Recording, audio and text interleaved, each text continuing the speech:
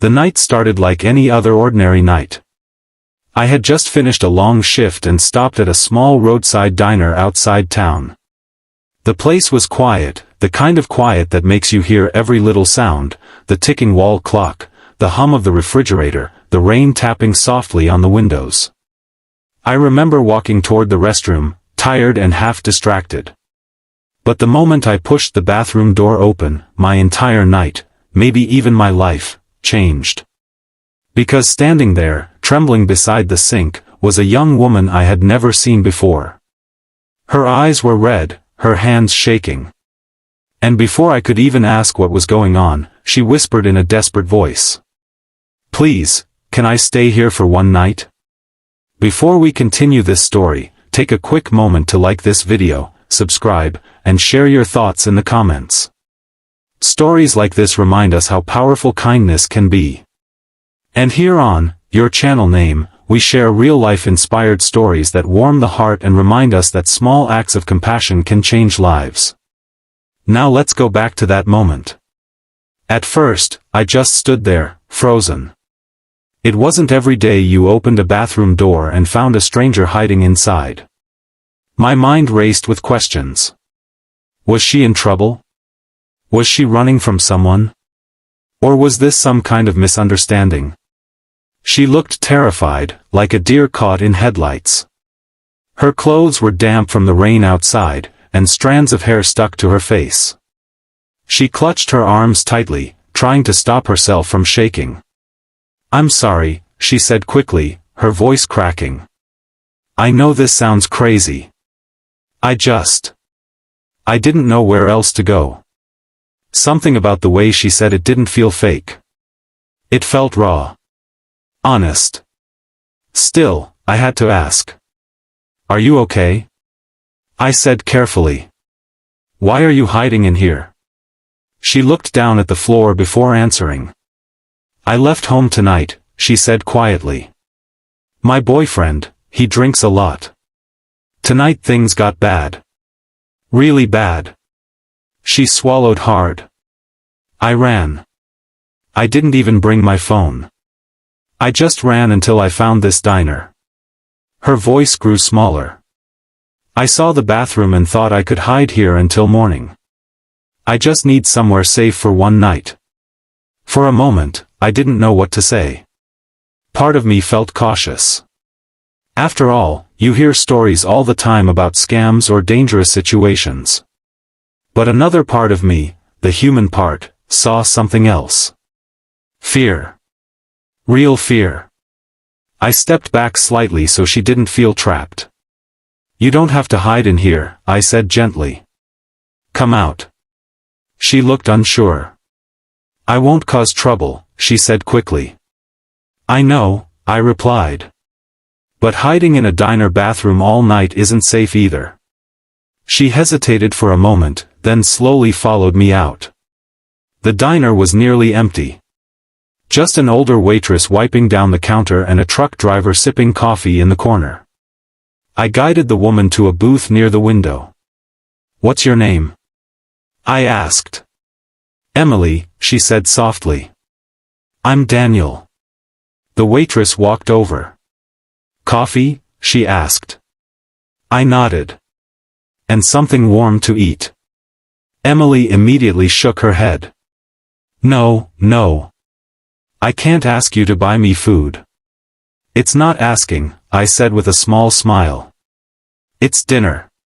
A few minutes later, a hot plate of soup and a sandwich sat in front of her. At first she barely touched it.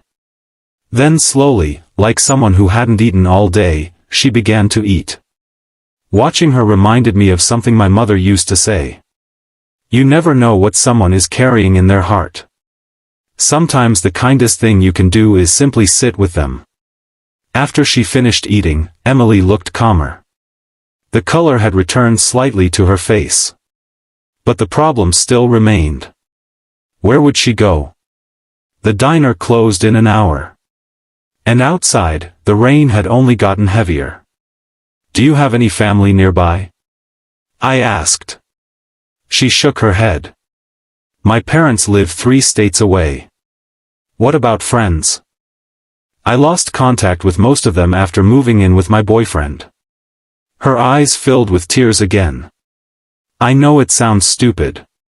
It doesn't, I said. Silence hung between us for a moment. Then I made a decision. Well, I said slowly. I have a spare guest room at my house. She immediately looked shocked. I can't do that. You can stay there tonight, I continued calmly. Just tonight. Tomorrow we can figure out what to do next. She looked conflicted. You don't even know me. That's true, I admitted. But sometimes people just need someone to believe them. The waitress, who had been quietly listening from the counter, walked over. Honey, she said kindly to Emily, if this man is offering you a safe place to sleep, you should take it. You look exhausted. Emily wiped her eyes. Thank you, she whispered. 20 minutes later, we were driving through the rain. The car ride was quiet at first. Then Emily spoke again. I kept thinking tonight that nobody would help me, she said softly. I thought the world didn't care. I glanced at her. The world does care, I replied. Sometimes it just takes meeting the right person at the right moment. When we arrived at my house, I showed her the small guest room. Clean sheets. A warm blanket. A lamp beside the bed.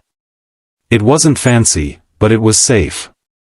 She stood in the doorway, looking around like she couldn't believe it. Thank you, she said again. You're welcome, I replied. Get some rest. The next morning, sunlight streamed through the windows. I made coffee and pancakes. When Emily walked into the kitchen, she looked like a completely different person. Still tired, but calmer. We sat down and talked. That morning, we made a plan. I helped her contact a local women's shelter that could provide legal advice and support. Later that day, I drove her there. Before she got out of the car, she turned toward me. I don't know how to thank you, she said. You don't have to, I replied. But she shook her head. You changed my life last night. She paused. If you hadn't helped me, I might have gone back. I thought about that for a moment. Just promise me one thing, I said. What? Someday, when you see someone else who needs help, be that person for them. Her eyes filled with tears again. I promise. Then she stepped out of the car and walked toward the shelter doors. Months passed. Life returned to normal. Or so I thought. Then one afternoon, I received a letter. Inside was a handwritten note. It was from Emily. She wrote that she had found a job, her own apartment, and started rebuilding her life. But the part that stayed with me the most was the final sentence. It said, "Last week I helped a woman who had nowhere to stay after losing her job. I remembered what you told me, kindness should keep moving forward. So I helped her the way you helped me." Sometimes we think kindness has to be something big. Something heroic. But the truth is, most of the time kindness is simply opening a door. Listening. Offering a warm meal. Or giving someone a safe place to rest when the world feels unsafe. That night at the diner, I thought I was just helping someone survive one difficult moment. But what I didn't realize was that kindness doesn't stop with one person. It spreads. It moves. It grows. And sometimes, a single night of compassion can echo into countless lives you will never even meet. So the next time you see someone who looks lost, tired, or afraid, remember this story. Your small act of kindness might be the very thing that changes their future. And who knows? It might even change the world, one heart at a time. Red Heart.